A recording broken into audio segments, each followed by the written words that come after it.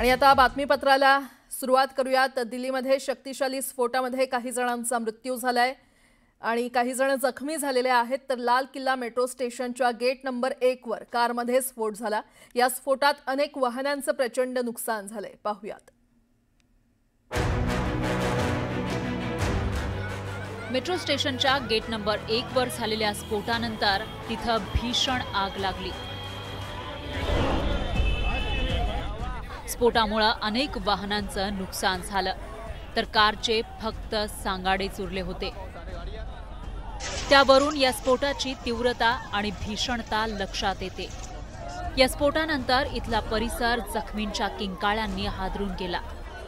स्फोटामुळे आजूबाजूच्या परिसरातील इमारतींनाही हादरे बसले। अनेक इमारतीच्या काचाही फुटल्या। प्रत्यक्षदर्शींनी या स्फोटाची भीषणता कथन केली आहे।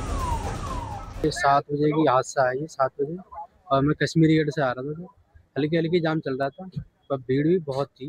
तो एक संग हुआ है ब्लास्ट, मैं भी सर गाड़ी पे से उतर के नीचे गिर गया था। मैं भी कम से कम 5 मिनट बाद उठा हूँ, मुझे भी होश आया 5 मिनट बाद। तब तक देखा बहुत तगड़ा हुआ था, बहुत दूर दूर तक धमाका गया। स्फोटाच्या घटनेनंतर पोलीस आणि अग्निशमन दल घटनास्थळी दाखल झालं। अग्निशमन दलानं आगीवर नियंत्रण मिळवलं। स्फोटानंतर फॉरेन्सिक टीम तातडीनं घटनास्थळी पोहोचली। त्यांच्या पाठोपाठ NIA आणि NSGची टीम दाखल झाली।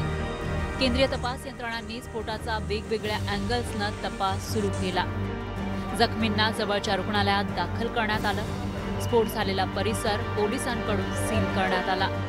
करीब 6:52 पे एक यहाँ पे रेड लाइट पे एक स्लो मूविंग व्हीकल जो रेड लाइट की तरफ आके रुका था, उसमें एक ये एक्सप्लोजन हुआ है।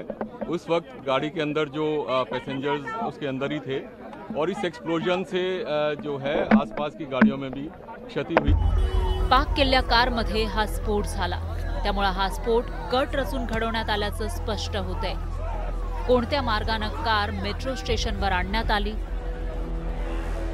कारमध्ये स्फोटकं कुठे आणि कोणी टाकली याचा तपास आता सुरू करण्यात आलाय। दिल्लीसह मुंबईत हाय अलर्ट जारी करण्यात आलाय। तसंच देशातील महत्त्वाच्या शहरांमधील महत्त्वाच्या ठिकाणी बंदोबस्त वाढवण्यात आलाय। Bureau report, news 18 Lokmat.